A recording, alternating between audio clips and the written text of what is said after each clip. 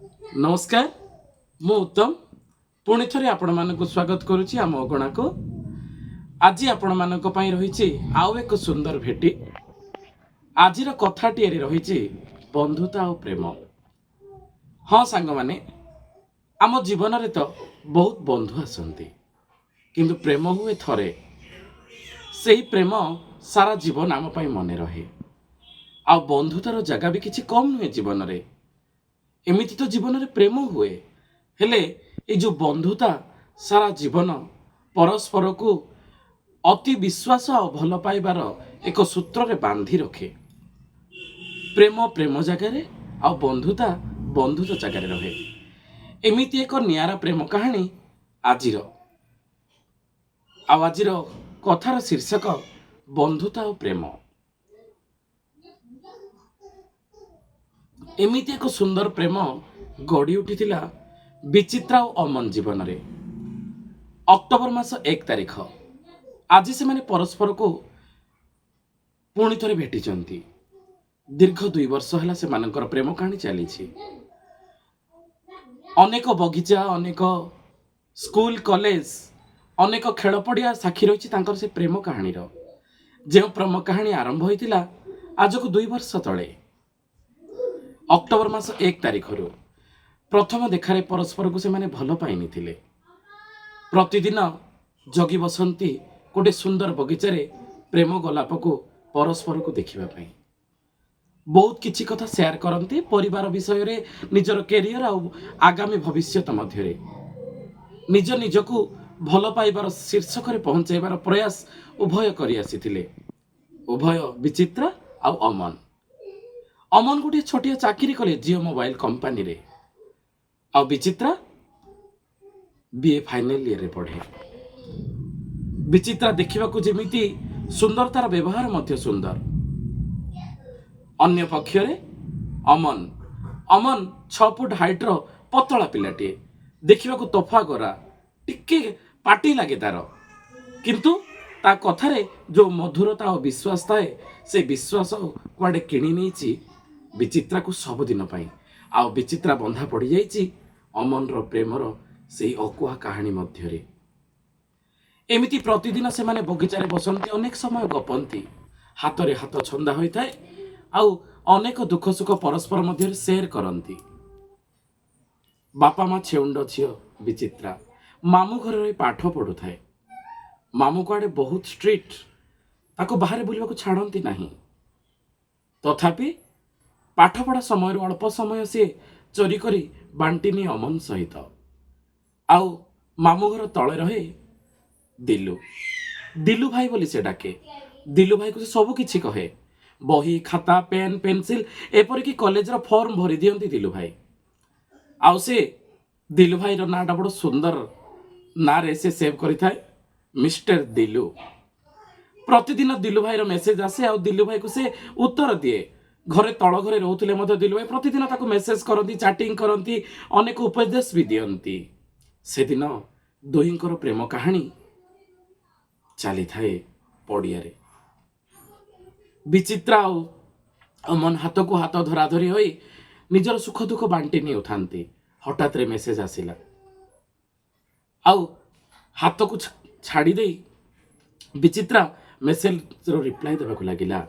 आ कहला bye dear I am busy I chat you later I call you later. लुचि करी देखीदेला अमन आ कहला विचित्रा कार मेसेज थिला।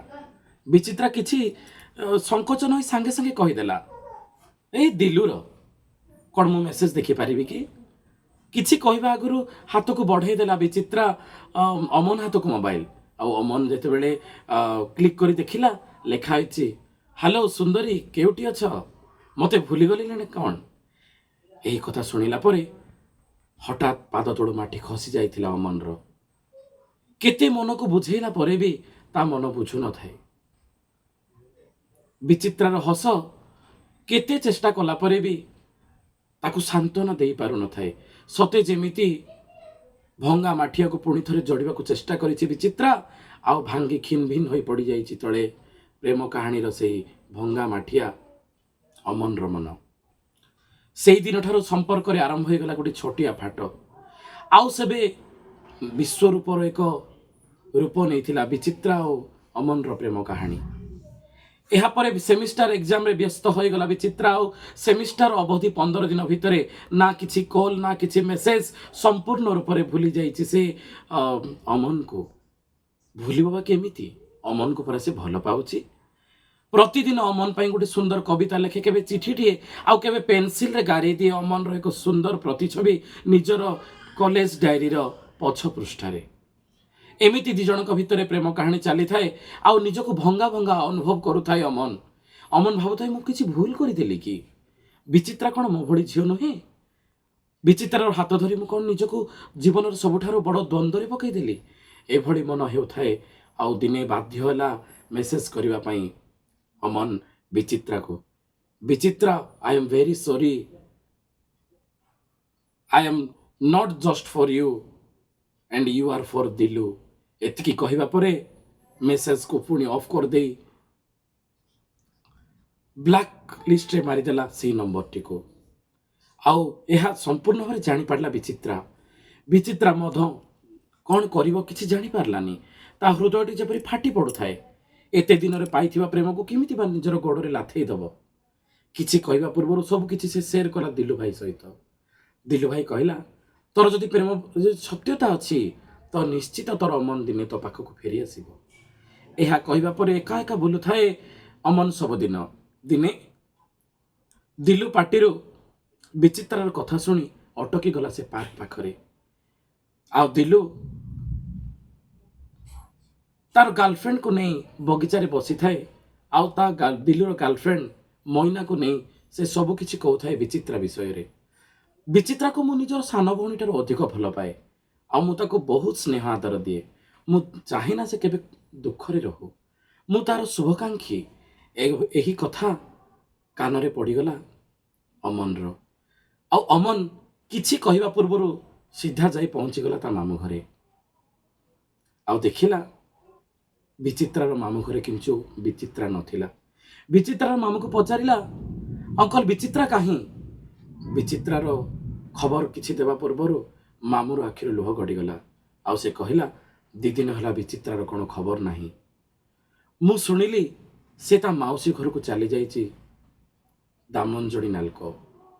କିଛି କହିବା ପୂର୍ବରୁ ଅମନ ନିଜର ବୁଲେଟ୍ ବାହାର କରି ଅଭିମୁଖେ ଯାତ୍ରା କଲା ଦାମନଯୋଡ଼ିର। ଆଉ ଦାମନଯୋଡ଼ି ତା ମାଉସୀ ଘରେ ଦାମନଯୋଡ଼ି ନାଲକ।